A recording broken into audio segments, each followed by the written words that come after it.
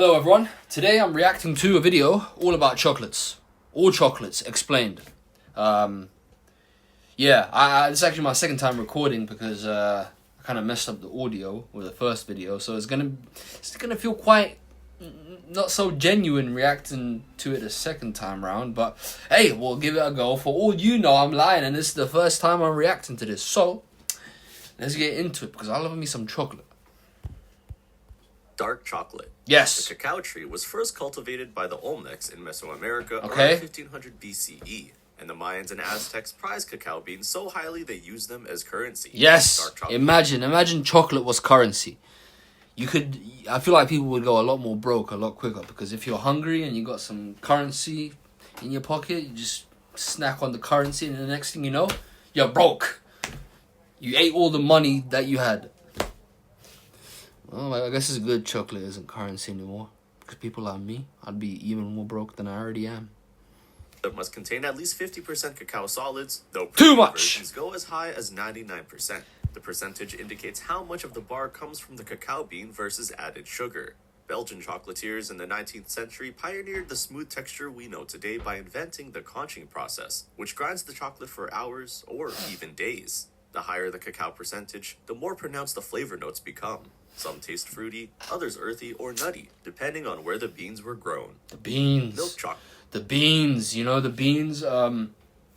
Wonka, I think the original Willy Wonka, I think there's a part where Mr. Willy goes down to like some sort of forest. I don't know if it's the Amazon rainforest, and he finds the Oompa Loompas, or like the original Loompas, the OGs, and he gets like a cocoa bean from them.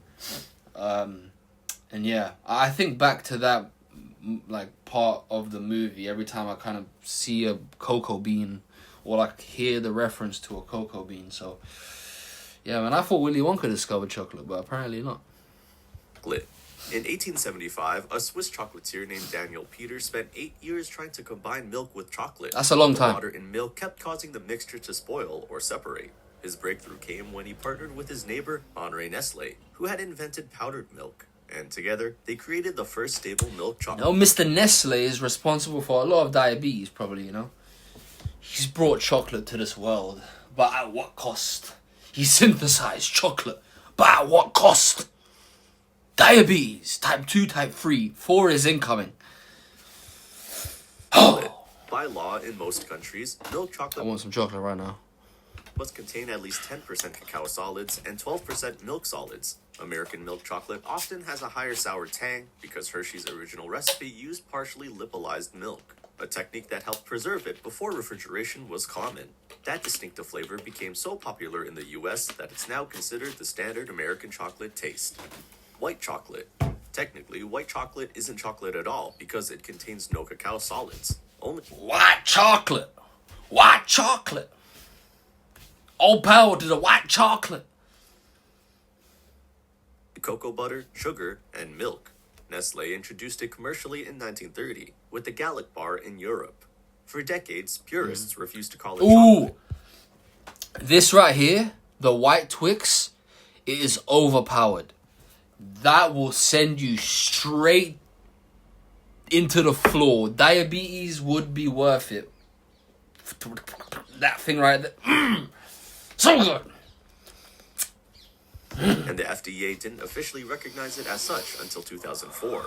White chocolate must contain at least 20% cocoa butter and 14% milk solids. It's incredibly hard to work with because cocoa butter melts at body temperature, making it tricky to mold and shape.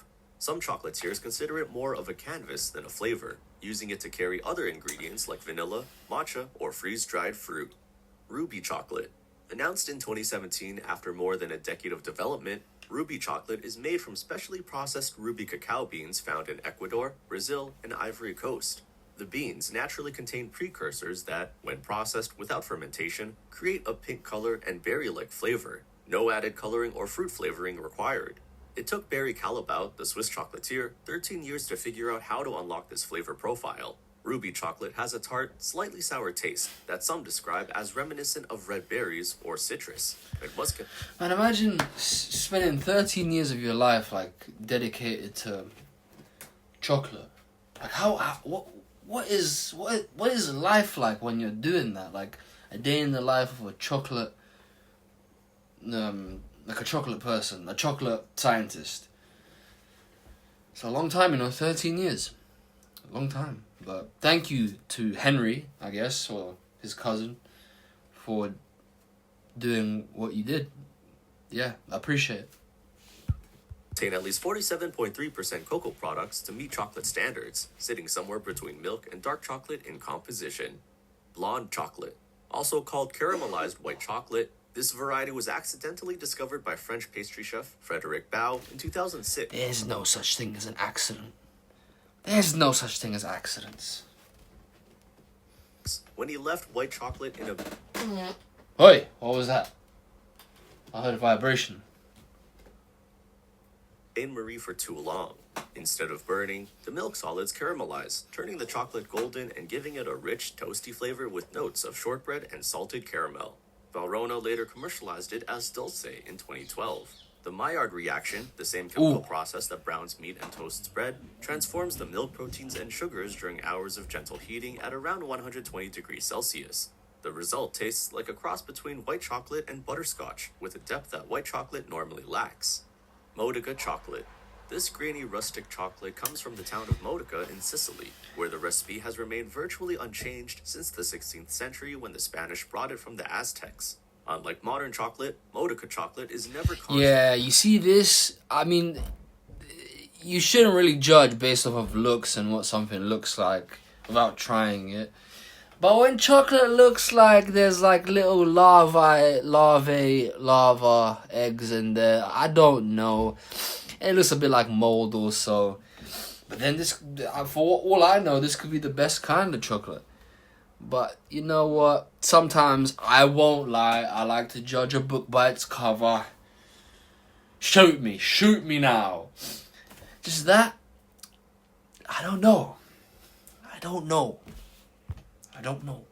or refined, so the sugar crystals don't dissolve completely. Okay, creating I a see. distinctive sandy texture. Okay, I Cacao is understand. processed at low temperatures, never exceeding 40 degrees Celsius, so the sugars stay crystalline and crunchy. Traditional flavors include cinnamon, vanilla, and chili pepper, just as the Aztecs made it. The bars crumble rather than melt smoothly, and biting into one feels more like eating flavored stone than creamy chocolate. Single origin chocolate. Unlike blended chocolate made from beans sourced from multiple See, Willy Wonka, man. Willy Wonka, he was out there collecting those beans.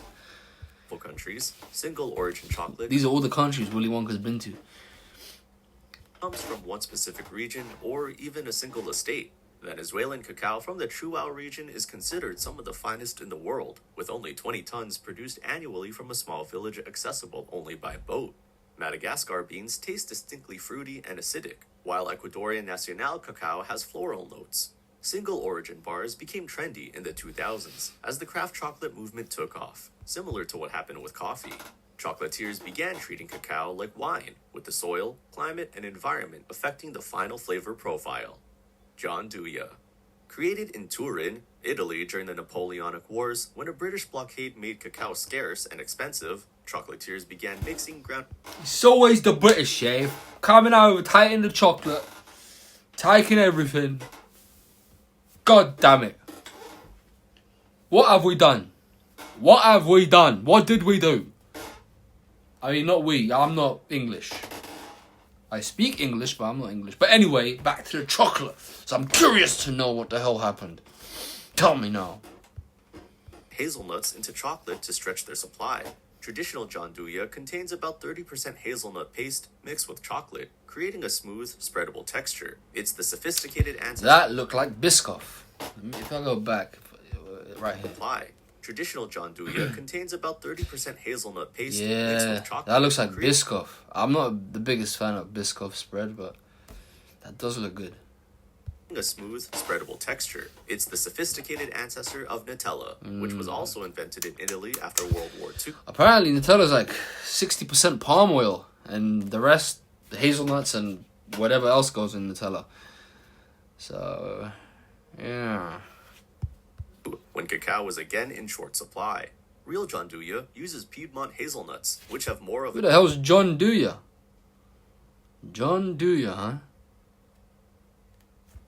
delicate, less bitter flavor than other varieties, and the mixture is blended until silky smooth. Raw chocolate. Raw chocolate is made from cacao beans that haven't been roasted, keeping them under 42 degrees Celsius throughout processing to preserve enzymes and antioxidants. The raw food movement popularized it in the 2000s, claiming health benefits from the unprocessed cacao. Traditional chocolate making involves roasting beans at 120 to 140 degrees Celsius to develop flavor and kill bacteria, so raw versions taste much more bitter and astringent, lacking the smooth, developed flavors of roasted chocolate.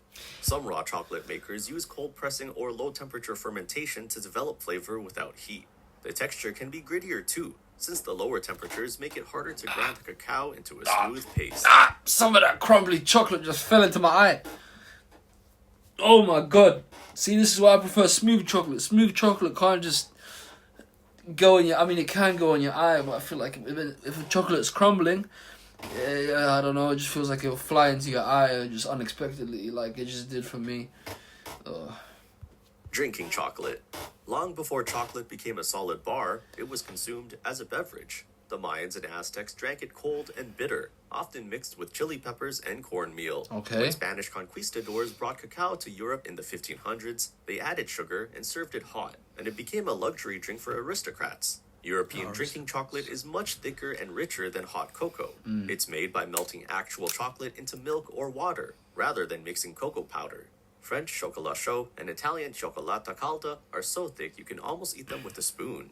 The Spanish traditionally served it with churros for dipping, and in Vienna, they topped it with whipped cream and call it Viennese chocolate. Well, that's, I learned some stuff I didn't know about chocolate. I have a lot more chocolates that I think I need to try. I've only ever tried a few. I don't know. I hope you enjoyed this video. If you made it all the way to the end, congratulations. You get 1 gold star and a clap. You did it. Thank you for watching. See you next time.